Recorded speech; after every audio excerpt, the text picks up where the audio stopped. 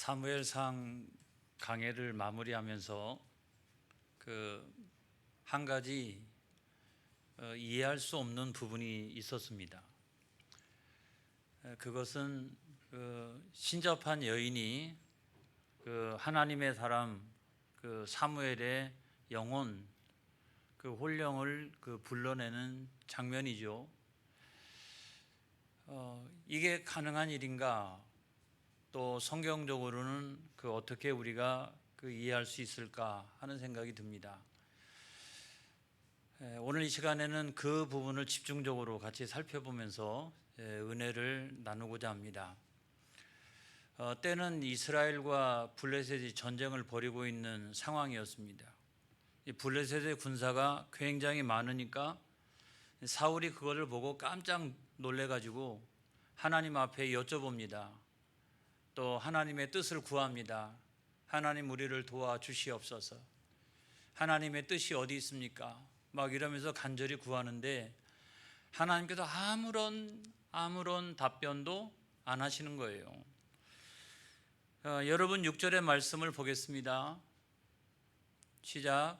사울이 여호와께 묻자오되 여호와께서 꿈으로도 우림으로도 선지자로도 그에게 대답하지 아니하심으로.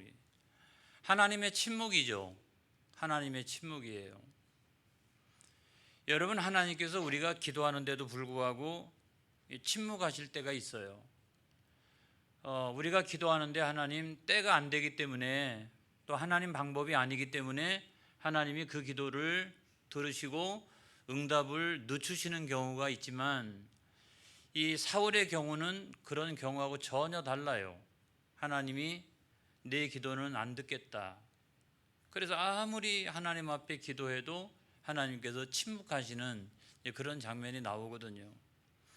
왜 그럴까요, 여러분? 왜 그럴까? 첫 번째, 죄 때문에 그렇습니다. 죄 때문에 그렇다. 죄는 하나님과 인간 사이를 가로막습니다. 이게 굉장히 중요한 문제예요.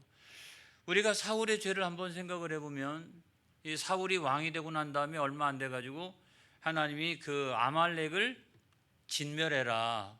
그랬더니 아말렉 왕 아각을 살려주고, 그 다음에 살찌고 좋은 그런 짐승들은 다 남겨놓고 하나님 앞에 불순종하는 그런 장면이 나오지 않습니까? 욕심이 앞선 거지, 욕심. 그 다음에 또 두 번째로 보면 무슨 죄가 있을까요? 사울에게 있어서 무슨 죄가 있을까요? 하나님의 사람이었던 다윗을 계속해서 13년 동안이나 공격하고 계속 괴롭히는, 이것이 하나님 앞에 큰 죄였습니다. 뿐만 아니라 노비라고 하는 지역에 가서는 제사장들 몇 명을? 85명을 한꺼번에 죽였어요. 그러니까 제사장 목숨을 아주 파리처럼 여기고, 그러면 절대로 안 되는 거예요, 여러분. 하나님의 사람을 존중히 여길 줄 알아야 됩니다, 여러분. 하나님의 사람을 멸시하고 하나님의 사람을 공격하니까 하나님께서 그 기도를 들으시지 않으시는 거예요. 그 다음에 우리가 또 세 번째로 보면 뭐가 있을까요? 세 번째로 보면 언뜻 생각나는 것이 사무엘이 늦게 오니까 블레셋하고 막 이게 전쟁을 하는데 사무엘이 늦게 오니까 자기가 번제하고 화목제를 자기가 드렸다. 하나님께 드리는 예배, 하나님께 드리는 제사를 무시한 거죠. 하나님 앞에 마땅히 드리는 그 예배를 무시하고, 그런데 어떻게 하나님 앞에 내가 기도한다 그래서 하나님 그 기도를 들으시겠어요? 그러니까 죄는 하나님과 우리 사이를 가로막는다. 심지어 죄는 우리의 기도줄을 가로막는다. 이걸 여러분 우리가 꼭 생각을 해야 되는 거예요. 그 다음에 또 두 번째로 보면 회개하지 않기 때문에 그렇다. 여러분 앞에 있는 그 말씀 한 번 더 좀 생각을 해보겠습니다. 예레미야 7장 16절에 있는 말씀을 보겠습니다. 자, 시작. 그런즉 너는 이 백성을 위하여 기도하지 말라. 그들을 위하여 부르짖어 구하지 말라. 내게 간구하지 말라. 내가 내게서 듣지 아니하리라. 이 예레미야는 얼마나 위대한 선지자입니까? 그런데 그 위대한 선지자가 아무리 하나님 앞에 기도해도 이 백성이 하나님 앞에 범죄하면 네가 너라 할지라도, 네가 기도한다 할지라도 내가 듣지 아니하리라. 그래서 여러분, 이 죄라고 하는 것이 가장 무서운 것이다 하는 걸 알고, 그 다음에 두 번째로는 하나님께서 침묵하시는 이유가, 여러분 사람들은 다 죄 지을 수 있잖아요. 실수할 수 있잖아요. 근데 문제는 뭐냐면 하나님의 침묵의 가장 궁극적인 이유는 뭐냐면, 그렇게 많은 죄를 저질러 놓고서도 회개하지 않았기 때문에 그렇습니다. 여러분, 사람 실수할 수 있어요. 여러분, 잘못할 수 있어요. 근데 문제는 뭐냐면 그런 죄의 문제를 가지고 하나님 앞에 나가서 회개하지 않았기 때문에 그렇다. 이게 굉장히 중요한 문제예요.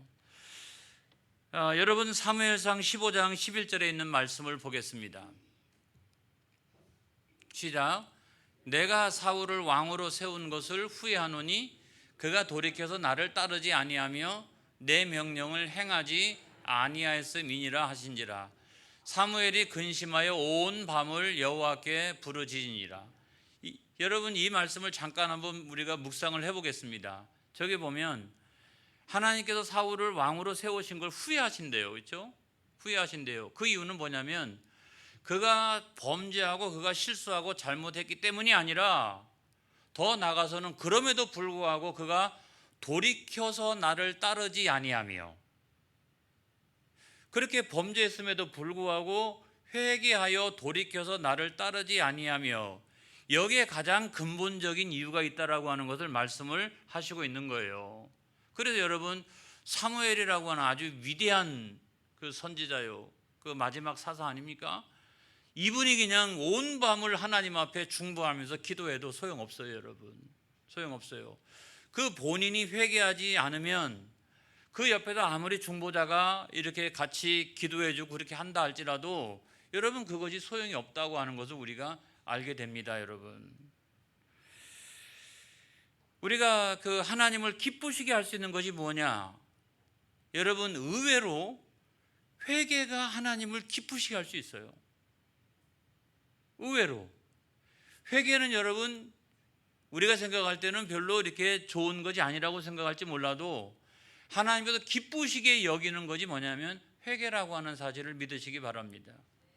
그게 제 말이 아니라 성경에 이와 같은 말씀이 수도 없이 많이 나와 있는데, 그 가운데서 제가 대표적인 한 말씀만 같이 옮겨보면 누가복음 15장 10절에 있는 말씀이에요.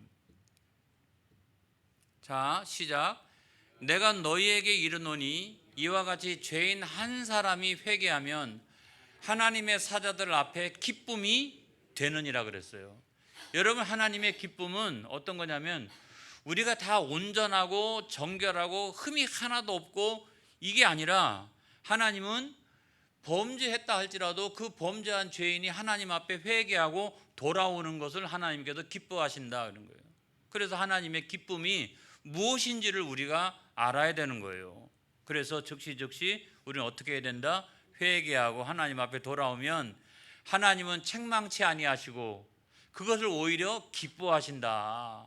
할렐루야. 그걸 오히려 기뻐하신다. 이걸 우리가 알아야 되는 거죠. 그 다음에 세 번째로는,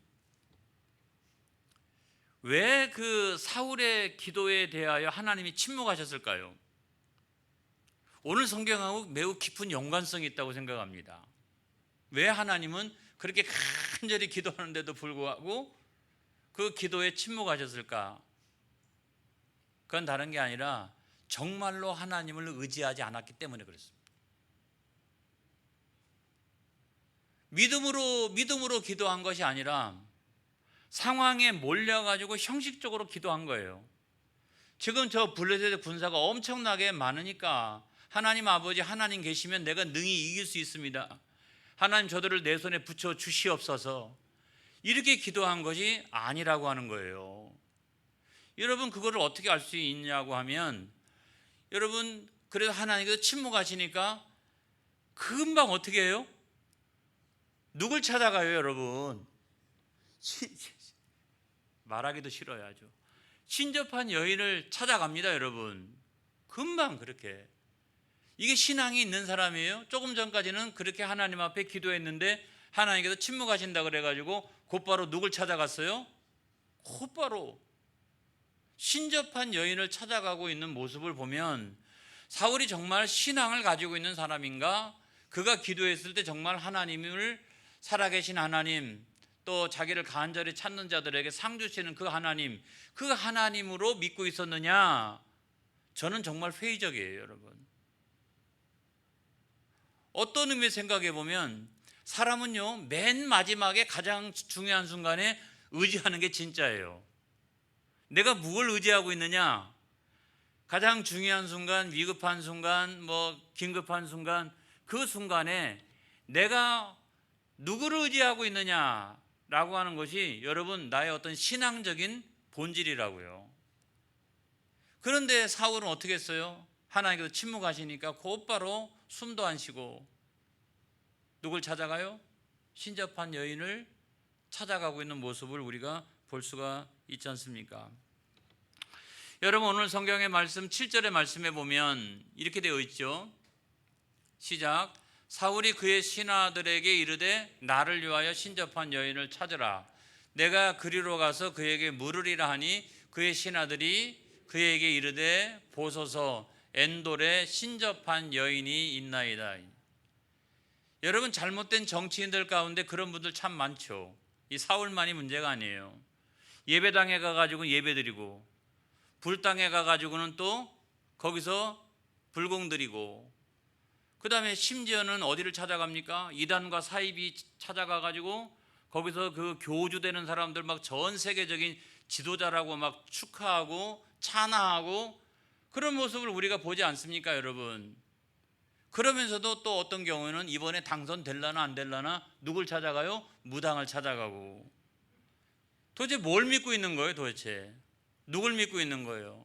제가 거듭 말씀을 드립니다마는 그렇게 가장 중요하고 가장 위기가 찾아오고 그런 순간에 내가 진짜로 의지하고 있는 것이 내 신앙인 거예요. 맨 마지막에 무당 의지하고 그렇게 의지한다라고 하면 그 사람은요, 무당을 의지하는 사람이에요. 여러분, 나머지는 그냥 거쳐간 거예요. 이렇게 표 얻기 위해서. 그래서 여러분, 중요한 것은 나의 영적인 줄기가 온전하게 세워지지 아니하면 절대로 안 된다라고 하는 말씀을 제가 거듭 드릴 거예요. 여러분, 제가 선교신학을 공부한 사람입니다. 저는 구약신학이라든지 신약신학이라든지 성서신학을 공부한 사람이 아니고, 그런 것들을 물론 다 공부했지만 저의 전문적인 분야는 뭐냐면 선교신학이에요. 선교신학. 근데 이 선교신학을 공부하면서 그런 안목을 가지고 우리나라 사회를 볼 때, 우리가 옛날로부터 여러분 불교를 얼마나 숭상해 왔어요. 수천 년 되지 않습니까? 수천 년 돼요. 유교도 수백 년 돼요. 수백 년. 그리고 1970년대 80년대만 해도 무당들이 얼마나 많이 있었는지 알 수가 없습니다. 지금도요. 얼마 전에 제가 깜짝 놀랐어요. 저는 무당들이 다 없어진 줄 알았어요. 별로 안 보이니까. 제가 80년대 청주에 처음 내려왔을 때 육거리 인근에요, 야, 웬 점집들이 막 저렇게 많은지 말이죠. 엄청나게 많았어요. 엄청나게. 그런데 그들이 지금은 다 깃발을 내리고 있는데, 그런데도 불구하고 지금도 그런 연합회 같은 데 있는데, 연합회에 소위 무당들만 수만 명이 거기에 회원으로 다 가입되어 있어요. 여러분, 여전히 지금도 여전히 그 왕성한 그런 활동을 하고 있다고요. 그런데도 불구하고 그 우리나라에 처음 들어왔던 선교사들의 어떤 그 간증, 그런 걸 보면 그렇게 오랫동안 불교도 섬겨오고 유교도 섬겨오고 무당도 찾아가고 했던 이 나라 이민족인데, 선교사들이 딱 들어와가지고 부산항에 들어와서 인천항에 들어와서 첫 번째 자기들이 목격했던 것은 뭐냐면, 정말 제가 이런 말을 해도 되나? 찢어지게 가난한, 그렇게 섬기고 말이죠. 그렇게 지냈는데, 야, 세계에 말이 이렇게 가난한 나라도 있구나 말이죠. 이렇게 가난한 나라도 있구나. 그런데도 불구하고 그런 나라가 오늘날 짧은 시간 동안에 일어나서 전 세계 10대 강국이 된 줄로 믿습니다. 할렐루야. 어떻게 그것이 가능했을까요, 여러분? 그 시점이 뭐냐? 선교 신학을 공부했던 제 관점으로 생각해 보면, 여러분 이제 기독교가 들어오기 시작하고 이 나라 이 민족이 복음을, 예수 복음을 받아들이기 시작하는 순간부터 이 나라는 달라지기 시작했어요. 그리고 기가 막힌 상황을 많이 만났습니다. 일제시대 경험했잖아요. 일제시대. 그리고 6.25 여기든 북쪽이든 완전히 폐허였어요, 여러분. 서울만 폐허가 아니었고 평양도 완전히 폐허였어요, 여러분. 그런 폐허에서 이만큼 이 나라 이 민족이 일어났어요. 산업화 시대 때 전라도 경상도에서 수많은 그냥 여공들이 다 구로공단 올라가 가지고 영등포 꽉꽉 채우고 구로구 꽉꽉 채우고 이러면서 얼마나 많이 수고하고 야근도 얼마나 많이 했는지 알 수가 없습니다. 그리고 민주화 시대를 겪고 그렇게 했는데도 불구하고 선교 신학의 입장에서 보면 그런 어려운 시대를 잘 지나오면서도 우리나라는 부흥하고 잘 된 줄로 믿습니다. 그런데 아울러서 교회가 부흥했다는 거예요. 그 어려운 시기에. 그러니까 교회가 부흥하기 시작하니까 나라가 잘 되기 시작하는 거예요. 할렐루야. 이게 선교 신학인 거예요. 그래서 여러분, 저도 한 심령이 잘 되는 것, 그 가정이 잘 되는 것, 그 나라가 잘 되는 것, 이 영적 줄기가 온전해야 된다. 이 영적 줄기가 온전해야 된다. 하나님을 잘 섬길 때 이 나라 이 민족이 이만큼 부흥하고 발전해 왔던 것처럼 가정의 문제, 직장의 문제, 사업의 문제, 여러분 제가 볼 때는 아주 분명합니다, 여러분. 그래서 여러분의 가정이, 여러분의 심령이 이 나라가 영적 줄기가 하나님 잘 섬기는 나라로 온전하게 세워지는 역사가 일어나기를 축복합니다. 축복합니다. 할렐루야. 제가 이 말씀을 드리고 싶은 거예요. 예를 들어 볼까요? 사울왕이 신접한 여인을 만났어요. 신접한 여인을 만났는데, 그러면 신접한 여인을 만나고 난 다음에 그 뒷이야기가 다 좋은 이야기면 얼마나 좋아요. 그렇죠? 그러니까 사울이 무당을 만났는데 무당을 만나고 났더니 다 좋아지더라. 이렇게 모든 것이 다 좋아지더라. 천만의 말씀이잖아요. 신접한 여인 만나고 난 다음에 그 나라가 큰 위기에 빠지게 됩니다. 그것이 뭐냐면 블레셋과 이스라엘이 전쟁을 벌여서 이 길보아 전투에서 이스라엘이 얼마나 많이 죽었는지요. 그 길보아 산에 다 엎드러졌다라고 하는 것은 거기서 넘어졌다는 말이 아니고 거기서 엎드러져 다 죽었다는 말이에요. 그러니까 사울왕도 거기서 죽었죠. 세 아들도 요나단, 말기수와 그 다음에 아비나답, 이 세 아들도 거기서 다 죽지 않았습니까? 사울왕은요, 목이 베어져 가지고 블레셋 사람들의 다곤 신전에 갔다가 목을 효수해 놨고요. 그의 갑옷은 아스다롯 신전에 갔다가 다시 걸어놨고요. 그리고 목이 잘랑 잘려진 사울의 시체하고 세 아들들의 시체를 다 해가지고 벳산의 성벽에다가 다 게시해 놓고 거기가 양쪽으로 가는 교통의 요지인데 지나가는 모든 사람들이 다 그 시체를 바라볼 수 있도록 그렇게 했어요. 나라가요 풍비박산이 났다고, 여러분. 그래서 여러분, 사울왕이 신접한 여인을 만났다, 안 되는 거예요, 여러분. 영적 줄기가 지금 잘못되어져 가고 있는 거예요, 여러분. 두 번째 일어난 현상은 무엇이었습니까? 그때부터 이상하게 하나님의 음성이 안 들리잖아요. 우림으로도 안 들리고 꿈으로도 안 들리고 선지자로도 하나님의 음성이 안 들리기 시작합니다. 그런데 정작 큰 문제는 뭐냐면, 그래서 왕부터 시작해가지고 모든 백성들이 다 이와 같이 왕이 벌써 신접한 여인하고 이러니까 그때부터 일어났던 현상은 뭐냐면 매우 중요한 단어가 오늘 성경에 있어요. 하나님이 대적하기 시작했다, 이 얘기예요. 하나님이 세상에 자기 백성 이스라엘을 상대로 하나님이 대적하기를 시작했다는 거예요. 여러분, 성경 말씀에 있어요. 자, 사무엘상 28장 16절에 있는 말씀 보겠습니다. 자, 저 사무엘이 어떤 존재인가라고 하는 것은 제가 나중에 분명히 말씀을 드리겠어요. 그런데 아무튼 사무엘이 뭐라고 얘기했냐면 이렇게 얘기해요. 시작. 사무엘이 이르되 여호와께서 너를 떠나 내 대적이 되셨거늘 내가 어찌하여 내게 묻느냐 그러는 거예요. 내가 마음으로는 신접한 여인을 통해 가지고 우상을 섬기고 사단을 섬기고 귀신들의 그 혼령들을 섬기고 이렇게 하고 있는데도 불구하고, 그러니 하나님 앞에 간구하며 기도한다 할지라도 하나님께서 응답 안 하실 뿐만 아니라 하나님이 대적하기를 시작했다는 사실을 우리가 기억해야 되는 거예요. 그래서 여러분, 우리의 가정, 우리의 심령, 여러분 이 나라 다, 여러분 이거 다 영적 줄기가 어떻게 반듯해야 된다, 이게 반듯해야 된다라고 하는 말씀을 제가 거듭거듭 드리는 이유가 거기 있는 거예요.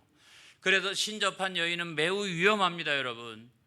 이 신접한 여인은 매우 매우 위험하다, 이 말씀을 드리는 거예요. 일단 여러분, 그 신접한 여인을 찾아가는 것이 떳떳하지가 않잖아요. 사울이 이게 떳떳하게 찾아가고 있습니까? 그 신접한 여인을 사무엘상 28장 8절에 있는 말씀 보겠어요.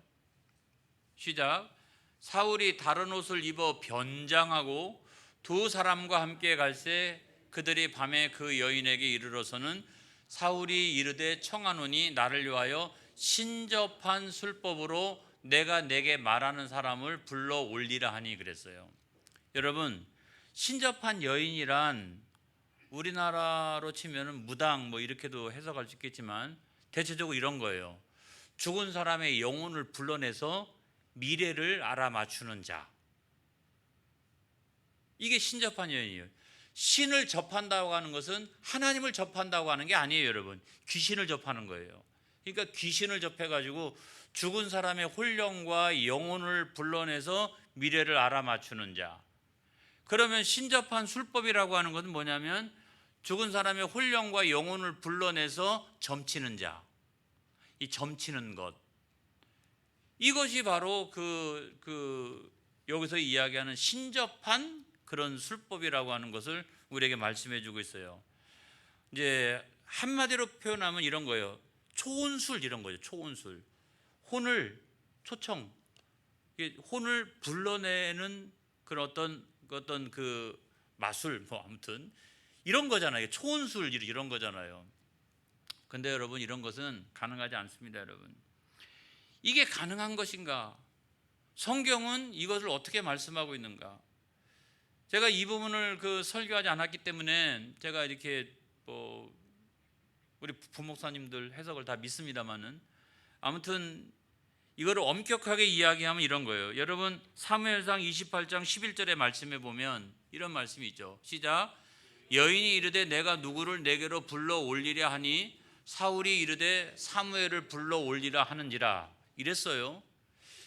그러니까 이제 죽은 사람의 혼령을 불러 올리는다. 이게 왜 이런 생각을 했냐면 이것이 고대 히브리인들의 음부관이었어요. 음부관, 초기의 음부관. 그러니까 이제 사람이 죽으면 어떻게 해요? 땅을 파가지고 묻는다든지 굴을 파가지고 묻는다든지 하니까 사람들이 죽으면 이 땅 속 저 어딘가에 있는 그 음부로 내려간다고 생각을 한 거예요. 그러니까 그 음부에서 불러 올리면 된다고 생각을 한 거예요. 그것이 이제 히브리인들의 음부관인데, 성경은 어떻게 이야기를 하고 있느냐? 여러분, 절대로 그렇지 않습니다. 사람이 죽으면 영혼은 누구에게로? 하나님께로. 할렐루야. 하나님께로 올라가고 육신은 땅에서 썩어져 가는 거죠. 그러면 그 영혼은 예수 믿었던 사람들은 낙원에 들어가게 되고, 안 믿었던 사람들은 음부에 있다가 예수님께서 재림하실 때 영과 육이 부활하게 되고, 할렐루야, 부활체를 입게 되고 하나님의 심판대 앞에 섰다가, 그러고 난 다음에 영원한 시간 동안에 천국에서 사는 자가 있고 영원한 시간 동안에 지옥의 심판을 받는 자가 있는 것이 성경이 우리들에게 말씀하고 있는 진리예요. 그러므로 혼령이 막 이렇게 왔다 갔다 하고 말이죠. 거기 있던 처소에 나왔다 들어갔다 하고 말이죠. 그 다음에 막 이 동네를 횡행하고 말이죠. 천만의 말씀이에요. 그거는요. 그건 뭐냐면 사단의 형상이든지, 그거는 사단의 수하인 귀신의 역사이고, 귀신이 어떤 사람들을 흉내내거나 우리 조상들의 어떤 모습을 흉내내고, 가끔 권사님들 가운데도 목사님 큰일 났어요. 제가 꿈속에 누굴 봤습니다. 우리 뭐 조상 누구를 보고 말이죠. 이렇게 헛것이 보이는데 말이죠. 이런 분들이 가끔 있어요. 근데 여러분 믿어야 될 것은 뭐냐면 성경적인 진리는 뭐냐면 사람은 죽으면 그 영혼은 하나님 나라로 간다. 왔다 갔다 못한다. 절대로 왔다 갔다 못한다. 그 이유는 뭐냐면 부자와 거지 나사로의 이야기. 예수님이 그 말씀 하셨잖아요. 그 부자는 어떻게 했어요? 부자는 죽어가지고 음부에 내려갔죠. 그렇죠? 그러니까 지옥을 상징하는 그 음부에 내려갔어요. 근데 나사로는 어떻게 됐습니까? 낙원에 들어갔죠. 천국을 상징하는 그 낙원에 들어가 있었어요. 그러니까 부자가 볼 때 이제 뭐 여기서 저기로 이렇게 왔다 갔다 했으면 좋겠는데 예수님 뭐라고 말씀하시냐면 여기 낭떠러지가 있어서 이렇게 왔다 갔다 못한다 이렇게. 그러니까 저 세상 가운데서도 저 세상에서도 이게 왔다 갔다 할 수 있는 게 아니다. 어느 종교에서는 우리가 여기서 기도 많이 하면 저기서 이쪽으로 간다 그러는데 천만의 말씀. 여기서도 왔다 갔다 할 수 있는 게 아니에요, 여러분. 아니에요. 그리고 저생과 이생에서도 서로 왔다 갔다 할 수 있는 게 절대로 아닌 거예요. 그러니까 낭떠러지 이야기를 듣고서 이 부자가 뭐라고 얘기해요? 나에게는 다섯 형제가 있는데 저 나사로를 보내가지고 절대로 너희들은 이곳에 오지 않도록 해달라고, 그렇게 가서 증언을 해달라고 이야기를 합니다. 그런데 여러분 절대로 불가능하다고 예수님께서 말씀하세요. 여러분 그 성경의 말씀이 어디에 있느냐? 여러분 누가복음 16장 31절에 있는 말씀 보겠습니다. 누가복음 16장 31절 시작. 이르되 모세와 선지자들에게 듣지 아니하면 비록 죽은 자 가운데서 살아나는 자가 있을지라도 고난을 받지 아니하리라 하였다 하시니라. 여러분 이 말씀은 이생과 저생이 이렇게 나뉘어져 있어가지고 여기서 이렇게 왔다 갔다 하고 자기 마음대로 그렇게 할 수 있는 게 절대로 아니라고 하는 것을 우리들에게 말씀해 주고 있는 거예요. 그렇다면 결론, 그죠? 그렇다면 결론, 이 신접한 여인은 누구인가? 이것이 성경적인 진리라고 한다면 신접한 여인은 누구인가? 신접한 여인은 사단의 도구인 거죠. 영매인 거죠. 그래서 사람들로 하여금 미래에 대해서 귀신이나 사단은 미래의 일을 어느 정도 할 수 있어요. 그런 능력이 있습니다, 여러분. 제가 성경을 인용해서도 말씀드릴 수 있어요. 이런 걸 가지고 하나님 믿는 사람을 넘어지게 하고 하나님 믿지 못하게 하고 멸망의 구렁텅이로 인도하는 것이 사단의 역사인 거고, 그렇기 때문에 신접한 여인은 누구냐면 그런 측면에서 쓰임받는 사단의 도구인 줄로 믿습니다. 그러면은 여기에 그 불림을 받은 사무엘의 그 영혼, 그 홀령은 그럼 뭐냐? 그건 뭐냐? 다른 거 아니죠. 사단의 형상이든지 또는 귀신의 역사인 거죠. 그런데 어쩌면 그렇게 잘 맞추냐? 나타나가지고요 잘 맞췄잖아요. 내 나라는 망할 것이고 다윗의 나라는 승할 것이다. 그 다음에 전쟁이 일어나는데 이 전쟁에서 블레셋이 이길 거고, 그 다음에 너와 너의 아들들은 다 죽게 될 것이다. 이거 다 그 귀신이 나타나가지고. 그래서 여러분 어떤 경우엔 야 용하다, 야 용하다.